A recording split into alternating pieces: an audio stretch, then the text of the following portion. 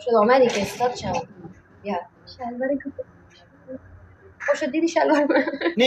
نه چرا روح کپڑا نمیندازی؟ روح کامرا یعنی چی؟ یعنی که فول بیایم استاد شم. میخوایم از این وقت مدلینگ کنم بیایم تو را بریم ها. نه تو چرا روح کپڑا نمیندازی؟ کپڑا چادر؟ نه مکمل چرا نمیکنی؟ ها مکمل صبر کن. من اونجا جای خودت جور کرده بودم مثلا سعی بشینم. حالا که این رقم شد باید چنج کنم. یا خوزو کنی ما یاد جنای کنه ایده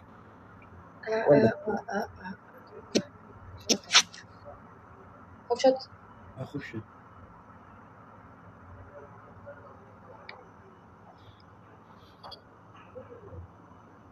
کاش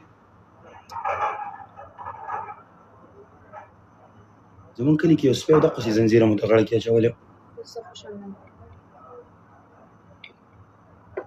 تو چیه کې اوکی دوستا بگیرم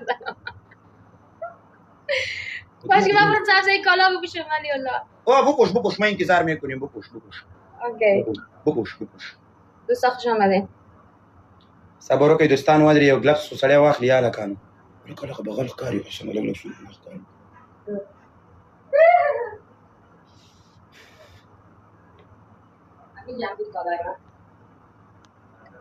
ما خو د دې پیڼ سره ودې کېږو دا نه سړي زامنو ته پړتوګو باسي پیشو خو لري پیشو دارم نام پیشیم کوکوست کوکو پیش برو وسالی صحیح شد روغ ویستنی می واچو دار لسړي لور ته وسګورا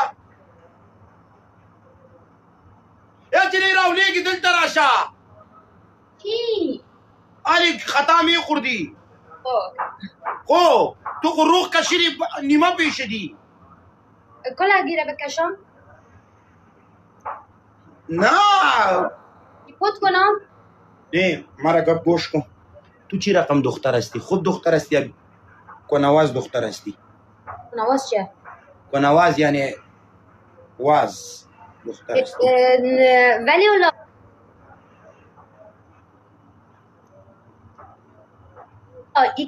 ای کالایم هست دیگه یعنی چی من نمیفهم منظور تو چیه نه منظوری ما تو گپ گوش کن تو خوب دختر هستی